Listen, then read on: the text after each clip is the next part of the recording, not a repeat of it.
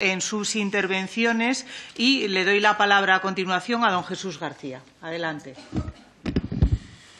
Señora presidenta, miembros de la mesa, señorías, comparecemos a petición propia para explicar la realidad de las personas con autismo en nuestro país, demandas principales, situación sociodemográfica y problemática en la cual nos encontramos en el año 2024, arrastrada de varias décadas de déficit de políticas públicas.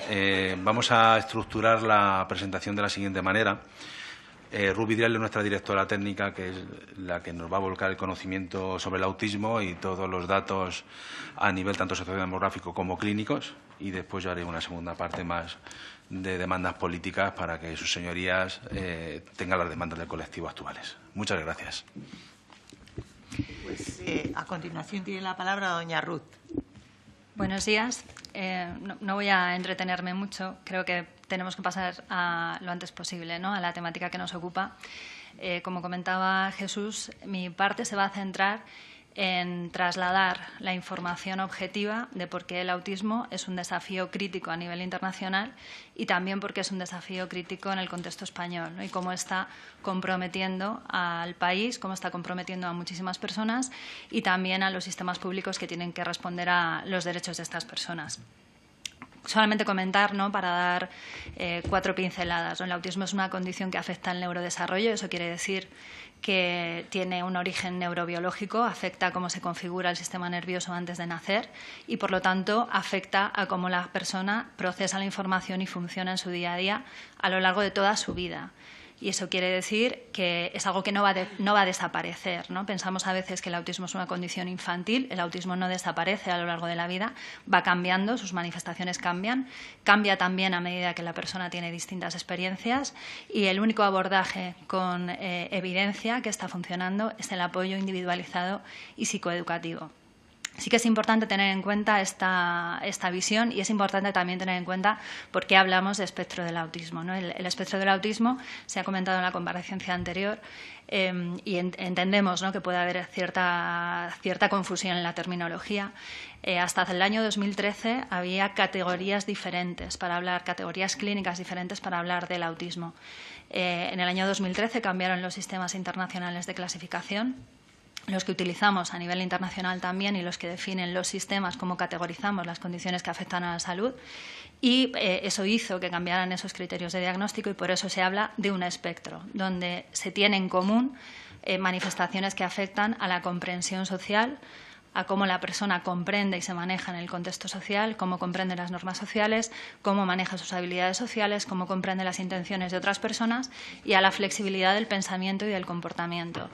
Eso es lo que tienen en común todas las personas con autismo y luego hay distintos especificadores, ¿no? Unos tienen que ver con el funcionamiento intelectual, a veces se asocia con la discapacidad intelectual, en muchas otras ocasiones, como se ha comentado en la comparecencia anterior, no se asocia a discapacidad intelectual, la persona tiene un funcionamiento intelectual medio superior. De hecho, los datos ahora mismo nos están diciendo, los datos de estudios epidemiológicos nos están diciendo que más del 50% de la población de personas en el espectro del autismo no tienen discapacidad intelectual. Sabemos ahora mismo, las cifras internacionales también nos dicen que el autismo afecta a un 1% de la población. Se ha considerado durante muchísimo tiempo una condición rara. No es una condición rara, está presente con muchísima frecuencia en la población y, sin embargo, hay diferencias muy importantes entre los casos que estimamos que deberían estar identificados y los casos que realmente están estimados.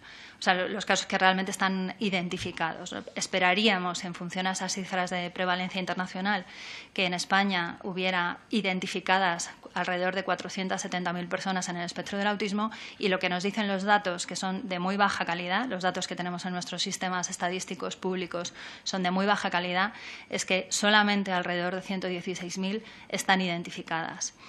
De estas 116.000 personas identificadas en la única base de datos estatal de discapacidad, que con todas sus deficiencias es la de Inserso, el 78% son hombres. Las mujeres no están identificadas.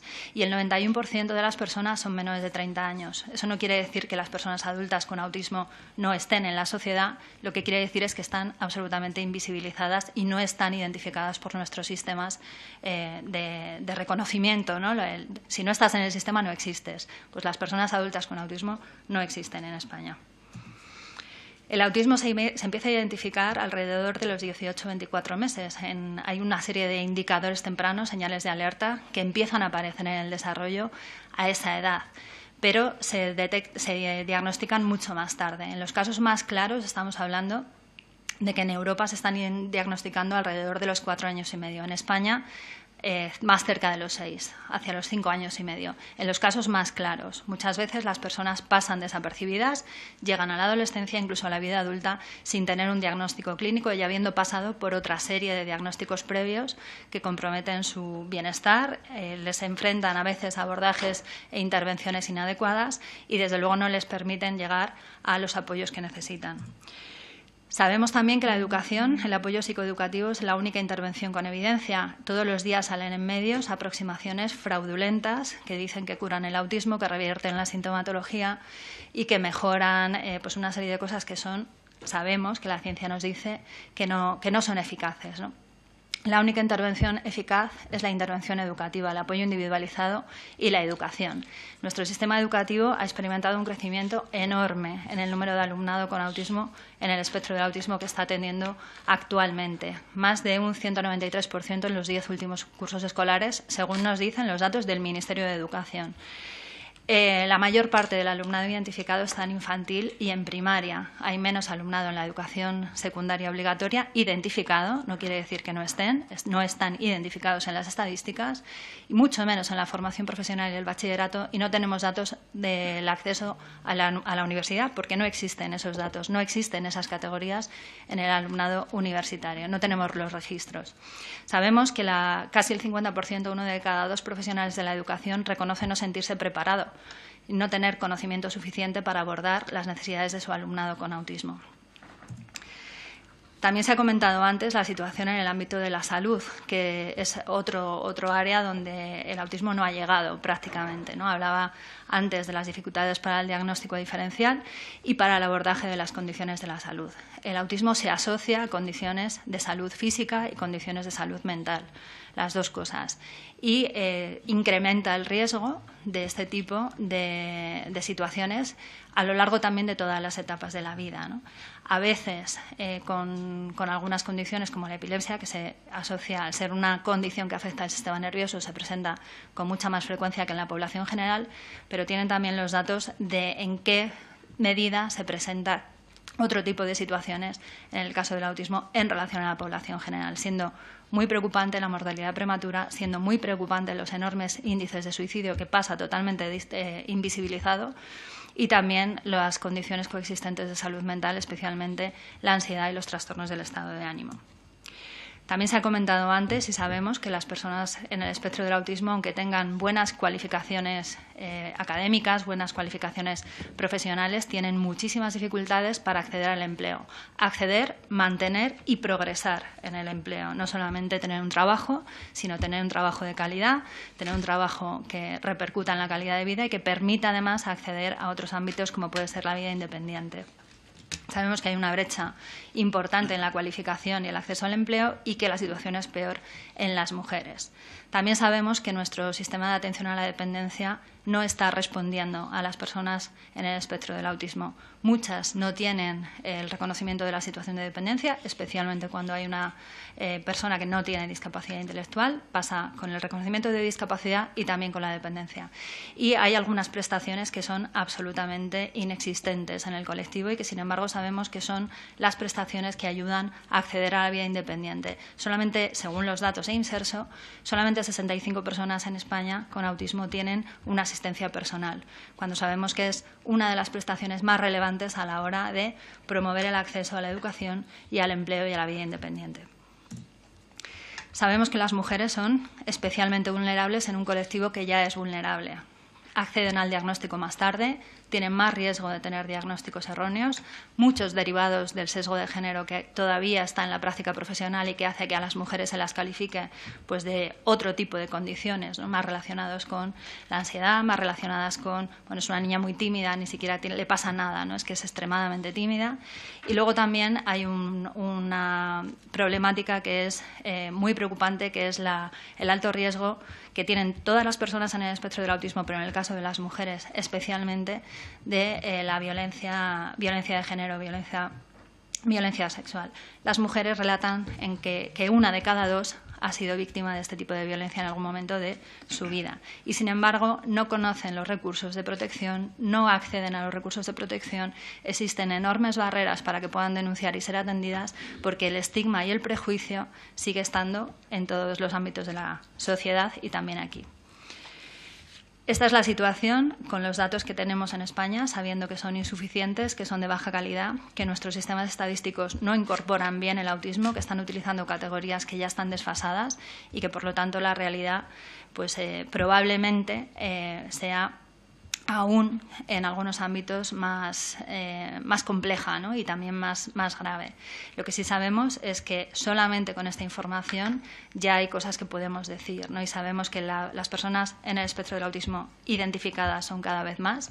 Sabemos que es una población identificada joven, que las personas adultas no están y que, por lo tanto, es urgente generar medidas para esa transición y esos apoyos que van ayudando a que la persona progrese hacia la vida adulta, como para atender las necesidades y las emergencias que hay en todos los ámbitos, pero en especial en estos que estaba comentando.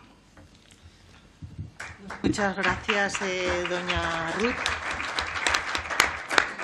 A continuación, y bueno, con un tiempo generoso por parte de esta presidencia, le damos la palabra a don Jesús García Lorente para que haga esa otra intervención más reivindicativa, me pareció entender. Sí, vamos a intentarlo. De acuerdo.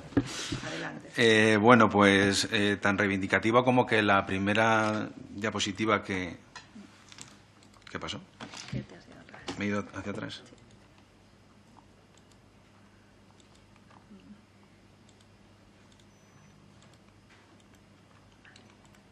Pues le doy. La primera diapositiva que les mostramos es lo que antes nos ha identificado Ruth con todo detalle a nivel científico, que es el aumento de prevalencia del autismo en los últimos años. Hemos pasado de una prevalencia de 1 cada 5.000 nacimientos a estar por debajo del 1 cada 100, que es la línea azul. Y la línea naranja corresponde al aumento de tejido asociativo del autismo en nuestro país. Como veis claramente, la respuesta la estamos buscando la sociedad civil. Somos las entidades, ya llegamos a unas 200 entidades en Autismo España, más las 20 y pico que tiene Asperger España, los compañeros y amigos, en la cual estamos intentando dar respuesta a una realidad en la cual no somos capaces de nosotros solos a dar la respuesta satisfactoria. Necesitamos a los poderes públicos, les necesitamos a ustedes. Y voy a hacer una pequeña presentación de lo que somos, para que vean lo que hacemos. Y después entramos a esa parte reivindicativa de cómo podemos hacer esa colaboración entre el tejido asociativo y las administraciones públicas para mejorar la calidad de vida de las personas con autismo y defender sus derechos. Al final nos agrupamos desde la base, esas 200 entidades, y al final se constituye una confederación que es la que las representa a todas de manera pública e institucional. Por eso estamos hoy aquí compareciendo. Hacemos esa incidencia política, relaciones institucionales, aportar a la norma. Constantemente estamos teniendo reuniones con sus señorías para intentar pues, mejorar todo el ámbito normativo de nuestro país, posicionamientos políticos. Tenemos una parte también importante de desarrollar de incidencia social.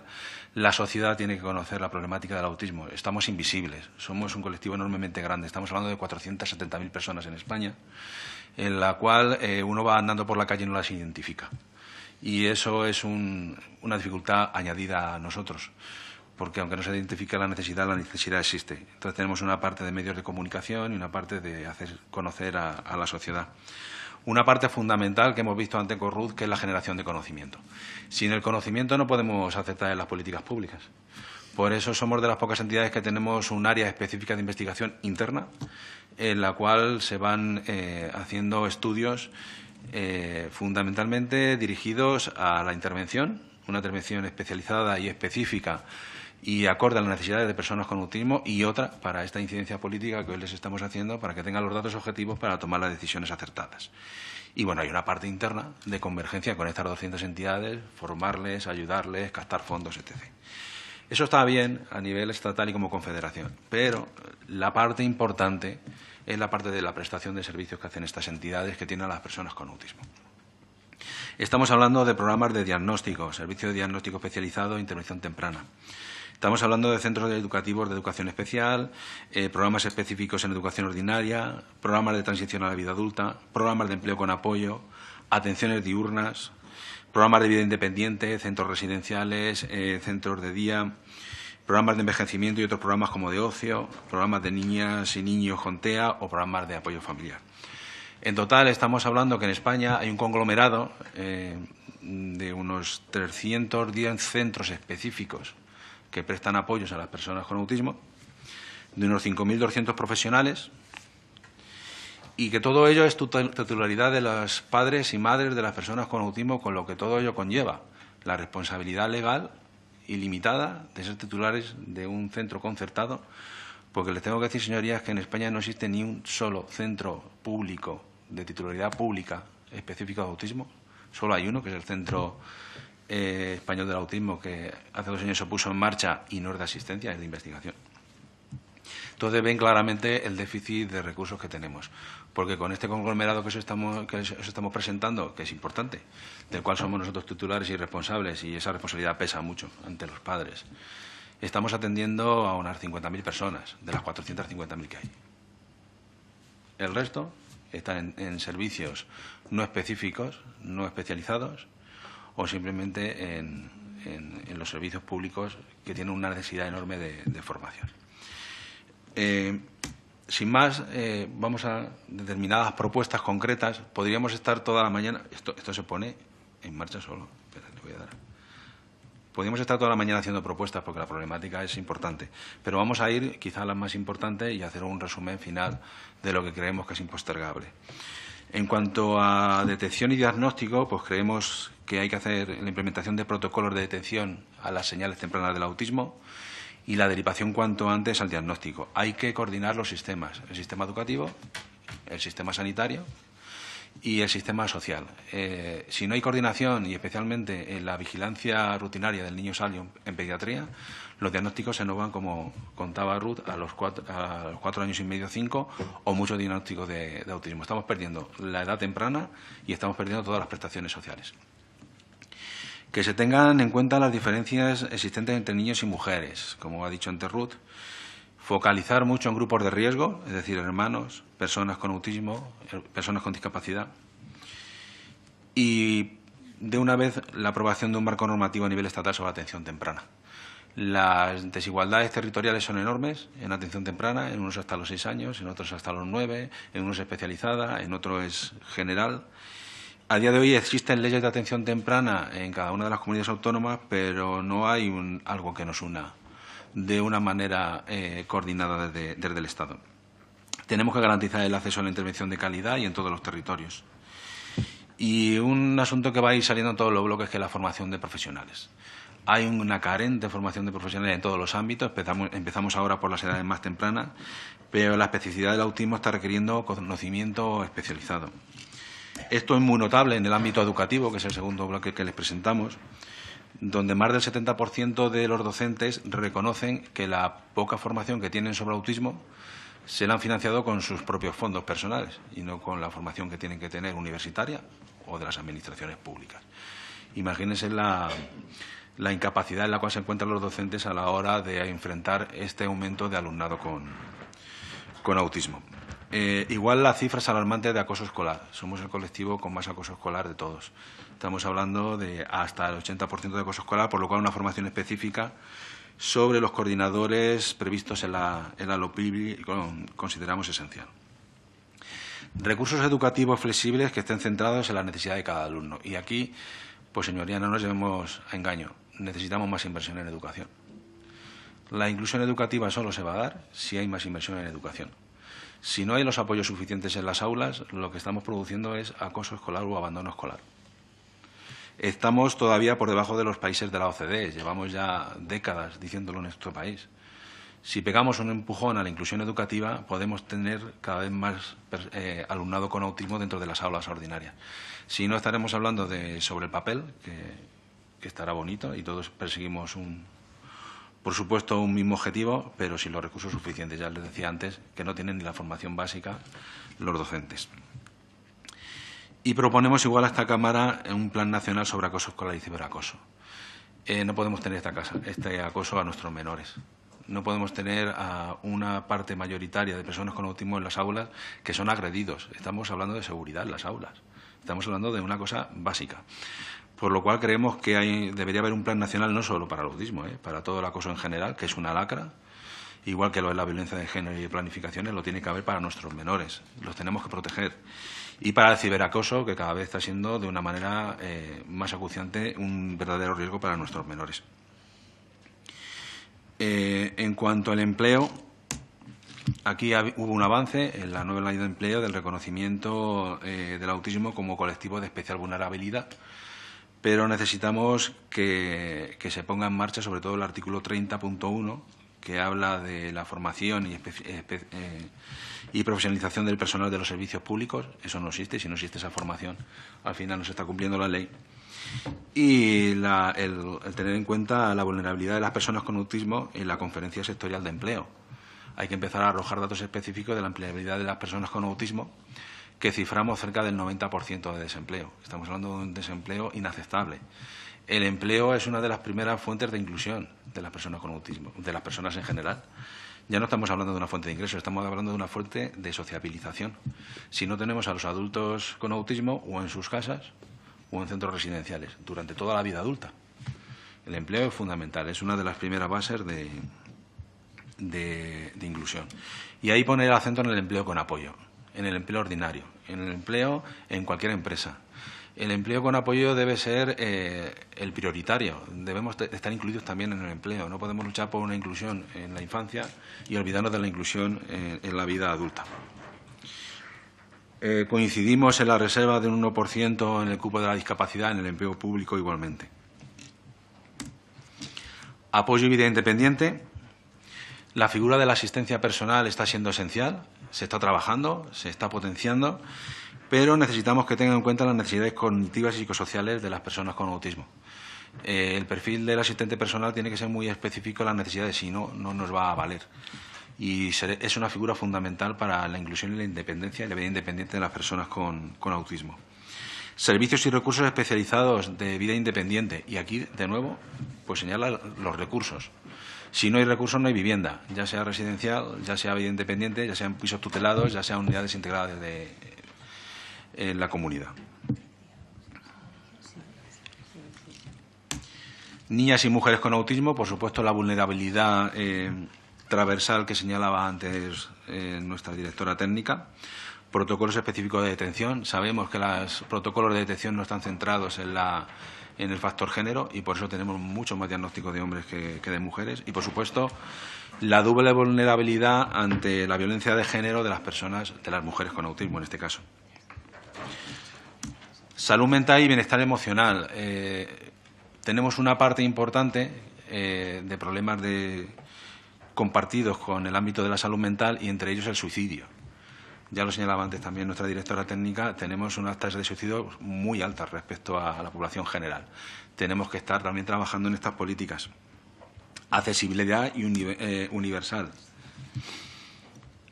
Las regulaciones normativas y la ley de accesibilidad cognitiva es un avance, pero tenemos que tener en cuenta las necesidades específicas de las personas con autismo, poniendo especial foco en los sistemas aumentativos y alternativos de comunicación, que también es beneficioso para el resto de población. Todos y todas seguramente están familiarizados con los sistemas pictográficos, son cosas que no están reguladas, cosas que hay que mejorar. Y, por supuesto, formación y ajustes en contextos críticos.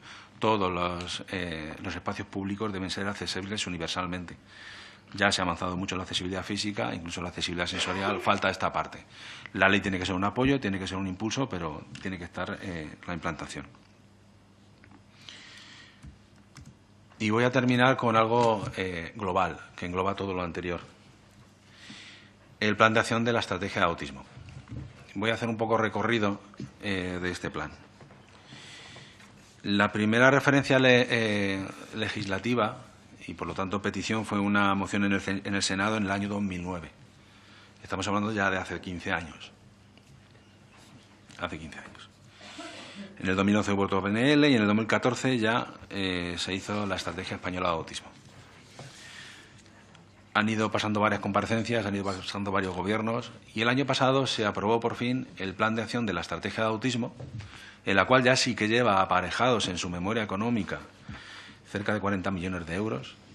Después de 15 años estamos hablando de acciones estatales, que aquí no termina, pero por lo menos es un paso. Y, sin embargo, pues nos encontramos con que aún no está desarrollado ni está implantado la prórroga de los presupuestos generales del Estado, la situación política actual, pero es que estamos hablando de hace 15 años. Los bebés de hace 15 años ya son adolescentes, y seguimos sin dar respuesta. En el año 2014 fuimos pioneros prácticamente en Europa. De hecho, a esta estrategia se le dio un premio por Autismo Europa. Y solo existía el plan Obamacare en Estados Unidos. Existía en Reino Unido un plan en Gales y otro en Inglaterra, Nueva Zelanda y Perú. Después de 15 años tenemos más de 30 planes en Europa, en Sudamérica, más de 10 países, en México, Argentina, Colombia. Estamos perdiendo el tren, señorías, estamos perdiendo el tren. De lo que éramos pioneros, pues nos estamos quedando a la cola. Incluso estamos hablando de países en vías de desarrollo que ya tienen sus planificaciones y sus presupuestos. No podemos seguir esperando. Así que, por sintetizar, hemos dicho muchas cosas, pero las propuestas de Autismo España son, en los primeros años de vida, coordinación de los sistemas para la detección y diagnóstico y hacer un marco normativo estatal sobre atención temprana. En infancia, mayor inversión y recursos para la inclusión sea real y un plan nacional sobre acoso escolar y ciberacoso. En vida adulta, la priorización del empleo con apoyo, el empleo público y mayor inversión en recursos de vida independiente, si no la estrategia de desinstitucionalización se quedará igualmente en un cajón. Y a nivel específico, la implantación del plan de la Estrategia Española de Autismo y su despliegue territorial en las comunidades. Ya hay varias comunidades que ya tienen sus planificaciones. Trabajemos todos juntos, todos unidos, llegaremos a un buen puerto y seguramente esta colaboración del tejido asociativo con las administraciones públicas es lo que llevará a mejorar la calidad de vida de las personas con autismo. Muchas gracias.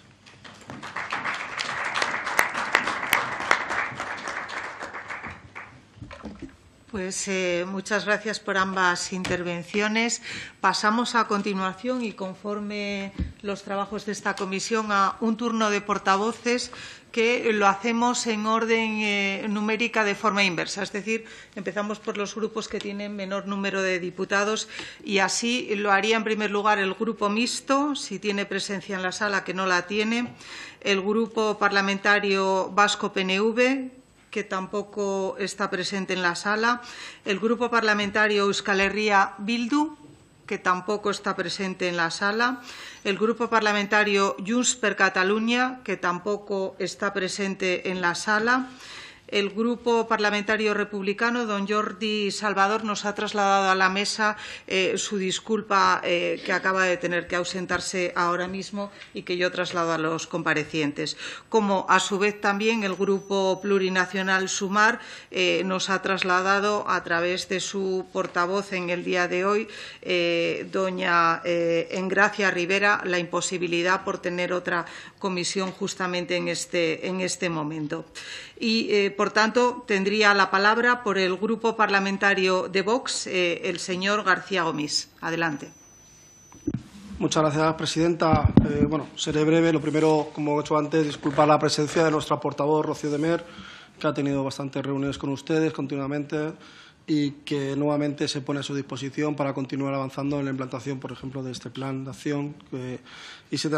Nuevamente, pues como nos suele ocurrir cada vez que nos reunimos con organizaciones, la sociedad civil es la que avanza, la que tira del carro, la que llega donde la Administración no llega, donde muchas veces incluso las sanciones que da la Administración directamente da la espalda completamente a las pacientes, a las personas que sufren, en este caso, autismo.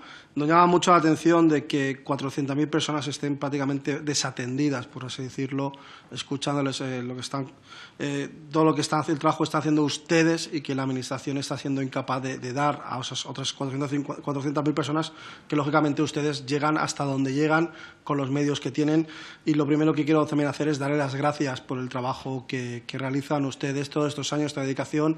Y usted lo ha dicho, o sea, bebés que ahora son completamente adolescentes, adolescentes que ahora son adultos y que se encuentran, como bien ha dicho, los adultos empiezan a ser completamente invisibles para el sistema. Por nuestra parte, decir que estamos a su lado, vamos a apoyar todas sus medidas, sus reivindicaciones consideramos justas. Creo que saben que Vox es un partido que defiende la vida desde su concepción hacia la muerte natural, y una de las personas que más sufren este desamparo son muchas veces las personas con autismo, como muchas veces vemos como por las políticas de otros partidos, muchas veces esas personas ni siquiera nacerían. Y es importante, tercero, recalcar hoy, porque mucha gente que hoy defiende el aborto, una de las cosas del aborto es que son diagnosticados una persona por autismo. Y es una situación dantesca. Para mí, creo que va incluso contra los derechos humanos. Por nuestra parte, está a su lado, y decir nuevamente eso. El sistema autonómico crea desigualdades, no solamente en el tema sanitario, lo estamos viendo también en temas tan importantes como es el autismo. Y nos preocupa muchísimo que estemos por debajo de la OCDE en la inclusión educativa. Nos preocupa mucho ese acoso escolar y ciberacoso. Las personas que conocemos el acoso escolar de primera mano sabemos lo que marca directamente, no solamente cuando lo sufre, sino los años posteriores y la situación. Y también, por supuesto, el tema del suicidio, un dato que yo personalmente desconocía. Soy uno de los ponentes en el tema del suicidio y llevo luchando muchos años contra el suicidio. Y es un dato que me alarma y que me gustaría en próximas reuniones poder hablar más detenidamente de este tema concreto con ustedes. Si es posible, me pongo a su disposición. Nada más, simplemente agradecerle su presencia aquí. Me tengo que marchar, porque obviamente hoy es un día, está siendo complicado para todos. Y agradecerle, me pongo a su entera disposición. Tienen ustedes el contacto de Rocío de Mer, que ha estado con ustedes. Reiterarles su disculpa por no poder estar aquí presente hoy, ha sido imposible.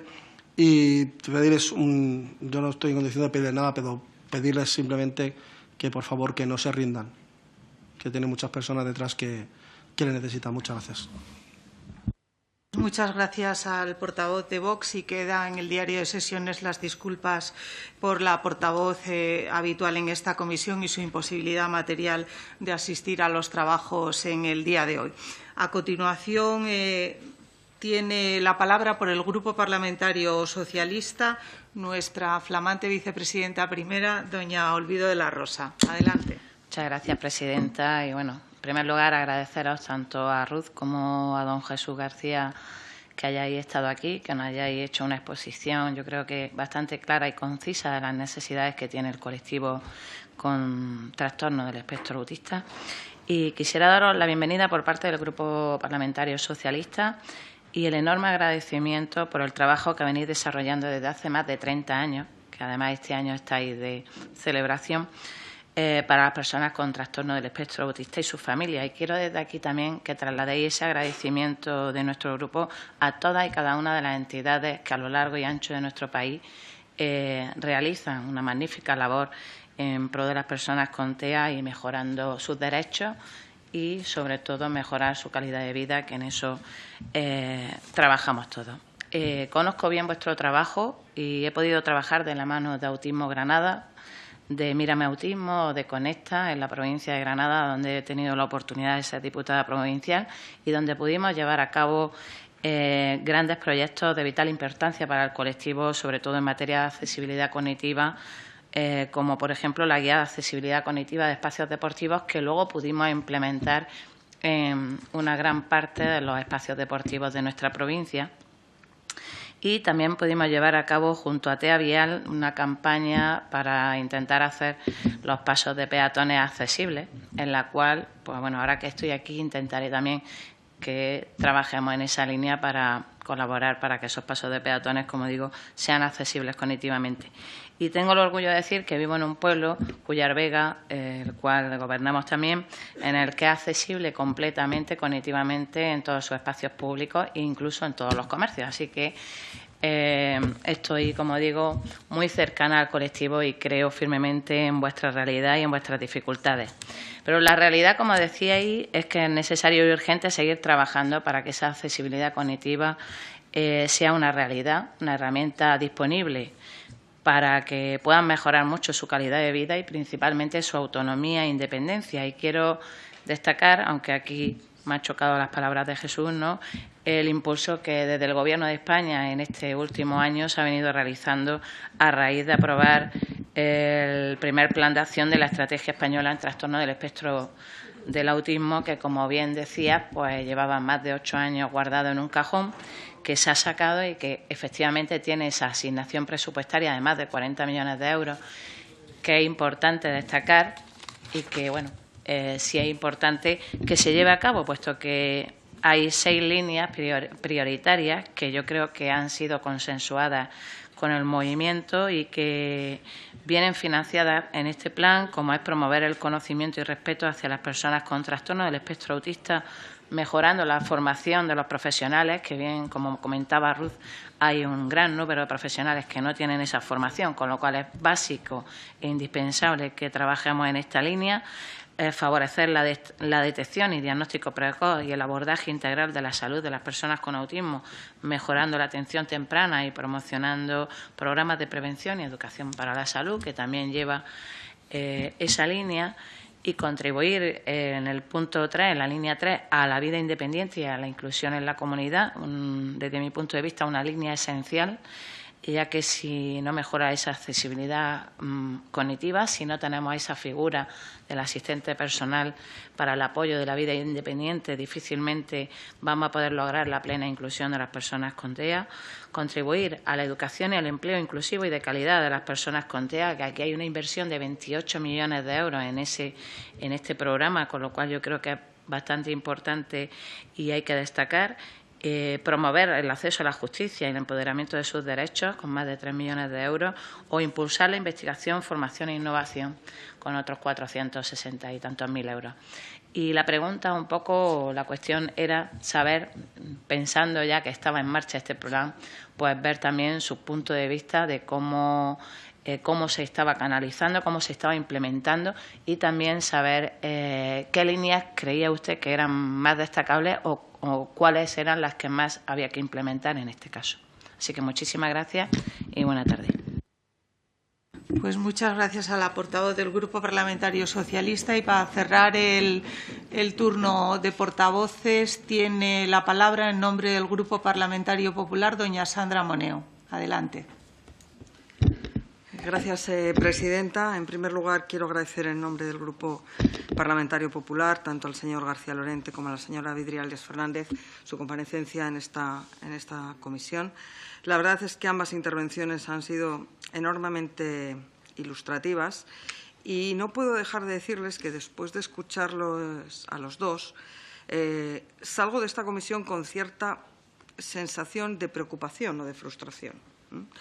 Mire, yo he leído, para preparar esta intervención, una intervención del señor García Lorente del año 2016 y comenzaba su intervención diciendo que lo que no se conoce no se sabe y que había que conocer qué era realmente el autismo y sensibilizarlo.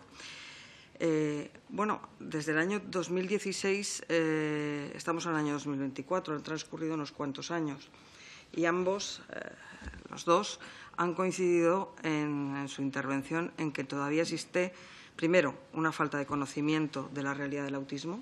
Segundo, que no existen unas estadísticas claras del número de personas que realmente entran dentro del espectro autista y que, lógicamente, esa invisibilidad y la falta de sensibilización, por otra parte, pues conlleva a que desde las diferentes administraciones y también desde el conjunto de la sociedad, más allá de la impagable labor que organizaciones como usted, como la suya, desarrollan en todos los ámbitos y a lo largo de todo el territorio nacional, pues evidentemente hay muchas actuaciones que quedan en saco roto o que no se adoptan.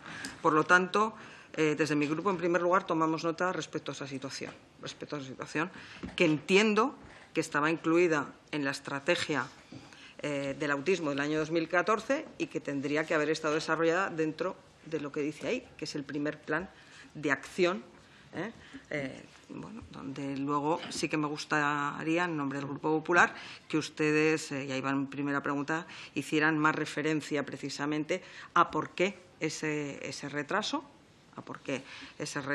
es decir, más de 10 años de la estrategia del autismo y 9 años en aprobar el plan. Creo que, en fin, que hay decisiones evidentemente que son urgentes y que tenían que haberse tomado ya.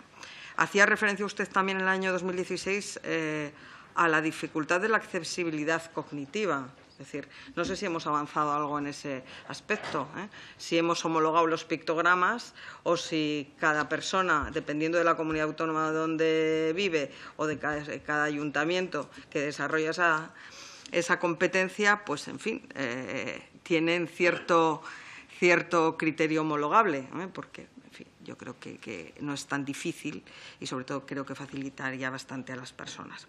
Dos cuestiones, bueno, nos preocupan bastantes cuestiones y daría para mucho esta comparecencia. En primer lugar, la detección temprana. Yo no voy a dejar pasar esta oportunidad para felicitarles. En primer lugar, para felicitarles a ustedes por un programa de detención temprana, que es el programa Bebé Miradas, que conocen perfectamente, y que ya fue incluido en la estrategia de autismo, y que ha permitido que ahí sí que exista una coordinación entre el ámbito sanitario, entre el ámbito social y el ámbito educativo. No podemos nosotros estar más de acuerdo. Es decir, no podemos funcionar como compartimentos estancos. Tiene que haber una coordinación perfecta y perfectamente engrasada también entre los tres ámbitos. Dirán que por qué conozco el programa de Miradas, ustedes lo saben bien, porque fue afortunadamente, y digo afortunadamente porque algunos tuvimos ocasión de conocerlo de primera mano, desarrollado por una asociación suya, por Autismo Burgos, y que afortunadamente se ha desarrollado en otras y está funcionando.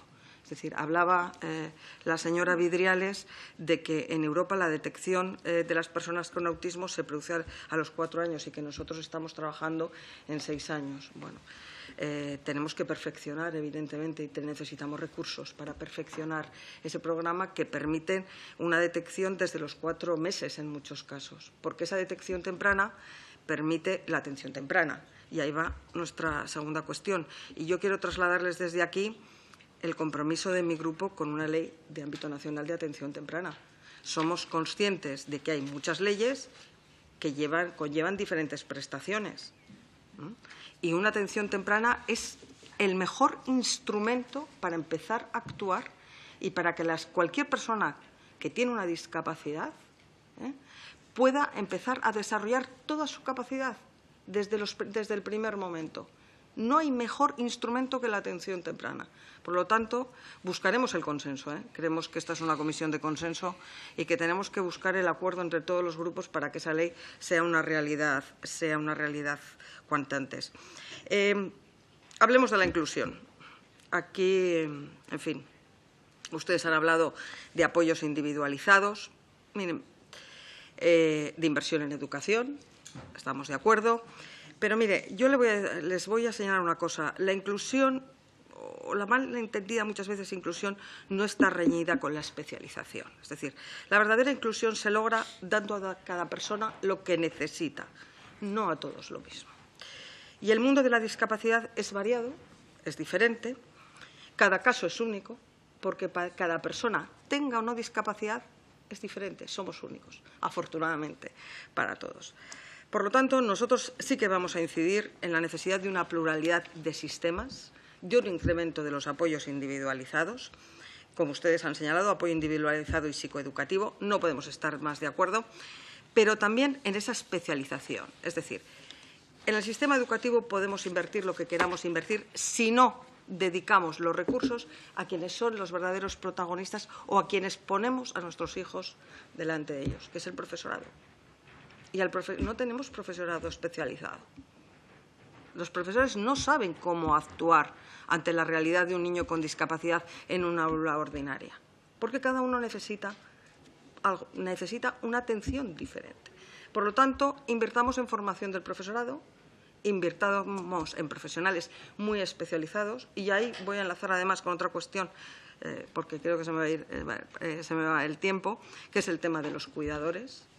Las familias necesitan tranquilidad, necesitan saber que los cuidadores son personas profesionalizadas y necesitan saber también que económicamente van a disponer de recursos para dar ese paso de esa persona que pueda cuidar a sus hijos en edades más tempranas.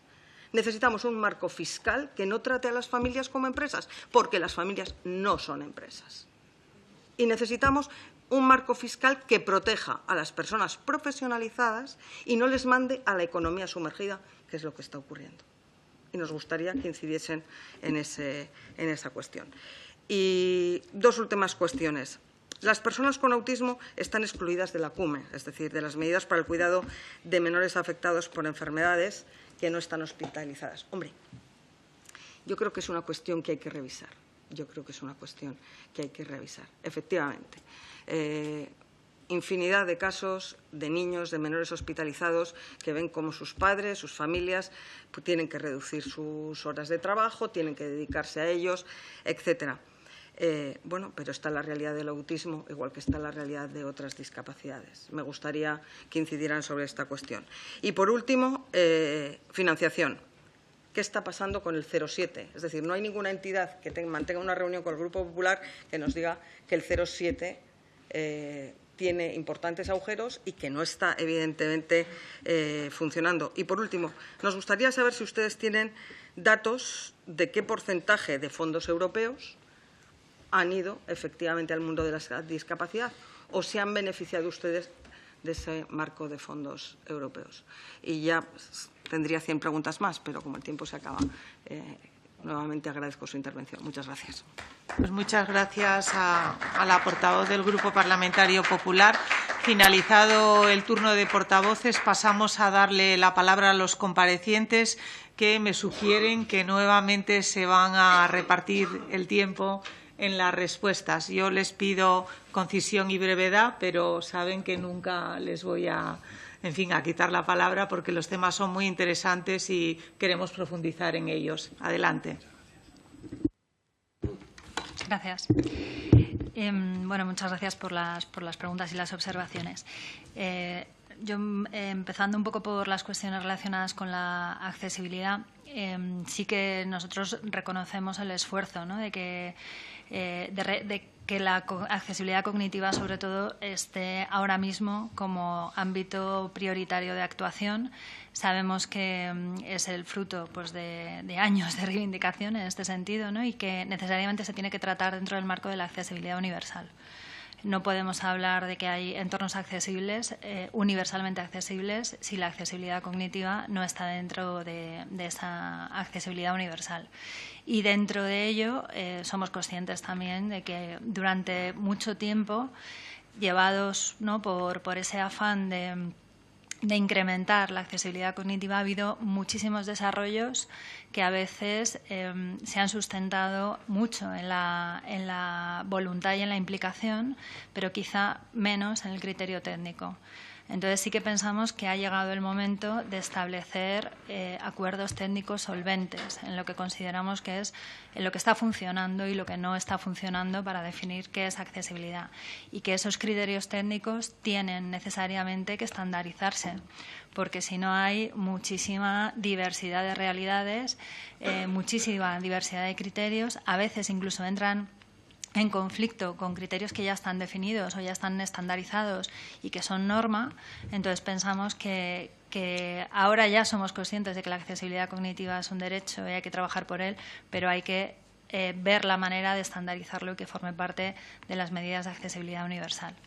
Eso por un lado. Luego, respecto al tema de la detección precoz, efectivamente la detección es el paso para poder acceder a los apoyos. A veces a la confirmación diagnóstica, pero a veces simplemente a identificar que hay determinadas cuestiones en el desarrollo infantil que necesitan un apoyo.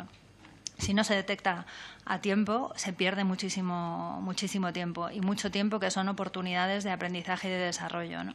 Entonces, la detección precoz es absolutamente imprescindible, y hay iniciativas como es este proyecto Bebé Miradas, que es un proyecto donde se hace el seguimiento desde los 4 meses de edad a bebés de alto riesgo, que están en alto riesgo de autismo por tener ya un hermano o una hermana diagnosticada, y, por lo tanto, son población especialmente vulnerable, que efectivamente está evidenciando un resultado muy significativo, y es que cuando se monitoriza el desarrollo infantil se detectan pronto esas señales y se puede intervenir pronto también. Para nosotros, el mayor éxito de ese programa es que ha entrado a formar parte de la cartera de servicios de un hospital público. O sea, las entidades sociales han sido las promotoras de ese programa, las entidades sociales han desarrollado con su esfuerzo y su conocimiento ese programa, pero el mayor éxito es que ahora mismo en una de las 10 provincias donde está implementado forma parte de la cartera de servicios del hospital público, y pensamos que hay que avanzar hacia eso. No puede ser un programa que sostengan únicamente las entidades, aunque el conocimiento de las entidades es imprescindible, pero tenemos que avanzar a que el conocimiento de las entidades esté en los recursos públicos. Y respecto al ámbito de la educación pasa un poco lo mismo, ¿no? Hay muchísima variabilidad dentro del espectro del autismo, ya lo hemos venido comentando. Hay personas con muchas necesidades de apoyo derivadas de discapacidad intelectual, de dificultades muy significativas de comunicación. Hay personas que tienen buenísimos niveles de funcionamiento cognitivo y de funcionamiento intelectual, y esa es la realidad del espectro del autismo. Por lo tanto, la educación tiene que responder a esa realidad y tiene que ser lo suficientemente flexible como para que podamos tener distintas alternativas y distintas modalidades que lo que garanticen es que el derecho a la educación esté presente en cada caso de cada estudiante. Dentro, evidentemente, de ir avanzando hacia entornos pues inclusivos, hacia entornos de participación a través de distintos modelos y modalidades, porque no vamos a poder responder con una única alternativa a la enorme diversidad y complejidad que tiene el autismo. Y evidentemente ahí la formación de profesionales es fundamental, pero también lo es el pensar en hacer un análisis realista de nuestro sistema educativo, de cuáles son sus fortalezas y cuáles son sus debilidades y cómo está respondiendo al autismo. No más allá de debatir si tenemos que quedarnos con una modalidad de escolarización o con dos, y sí realmente saber qué es lo que está pasando para garantizar el derecho a la educación especializada en todos los casos. Creo que más o menos esos eran los 3 temas que me tocaban a mí. Pues muchas gracias, don Jesús. Tiene la palabra. A continuación. Presidenta, vamos a ver si vamos bien con el tiempo, a ver si cumplimos. La señora Moneo hablaba de los avances desde el 2014 a 2024 que tiene la... Y los ha habido. Ha habido un avance en las becas, que antes las personas con autismo sin discapacidad intelectual, es decir, sin el 33% de discapacidad, no entraban, y hubo un esfuerzo para que entraran todas las personas con autismo, independientemente de su grado con discapacidad. Ha habido un avance muy importante en empleo, ya lo señalaba anteriormente. Desde el 2004 no se modificaba la ley de empleo y por fin el colectivo de personas con autismo está reconocido como colectivo de especial vulnerabilidad, pero ahora nos falta lo que hablaba anteriormente de hacer llegar esos 2 artículos. Avances transversales a la discapacidad que están afectando de manera muy importante a las personas con autismo. La accesibilidad cognitiva, la ley de accesibilidad cognitiva, y la reforma de la capacidad jurídica. Ya saben que ha habido una enorme reforma de la capacidad jurídica de las personas con autismo, y esto es un enorme reto y desafío, sobre todo en el ámbito de los facilitadores judiciales. Estos facilitadores tienen que tener la formación y la preparación necesaria, específica, para estar haciendo la facilitación en cualquier proceso judicial para una persona con autismo. No valdrá una preparación general o una capacitación general en una sola discapacidad o en cualquier otro ámbito. Esto hay que hacerlo muy bien para que esta reforma sea positiva y no caiga en el recorte de derechos, que corremos el riesgo de que esto ocurra. Y después, un avance importante fue la puesta en marcha del Centro Español en Trastornos del Espectro del Autismo, hace 2 años, una reclamación histórica de Autismo España, en la cual podríamos escribir un libro de los idas y venidas de ese centro. Primero iba a ser un centro de referencia del Inserso, después se cambió y al final ese centro existe. Y celebramos que exista porque es el primer centro que, aunque no está destinado a la atención directa sí que está destinado a la generación de conocimiento para las políticas públicas. Ustedes todos pertenecen a un territorio, tiren de ese centro porque es suyo a la hora de hacer políticas públicas. Y a nosotros nos descargará un poquito de trabajo que bienvenido sea, ¿no? El plan de acción. Nosotros celebramos que en la anterior legislatura se aprobara el plan de acción, como decía la señora de la Rosa, después de 10 años. Y además creo que fue casi una de las últimas cosas que pudo hacer el Gobierno en la anterior legislatura.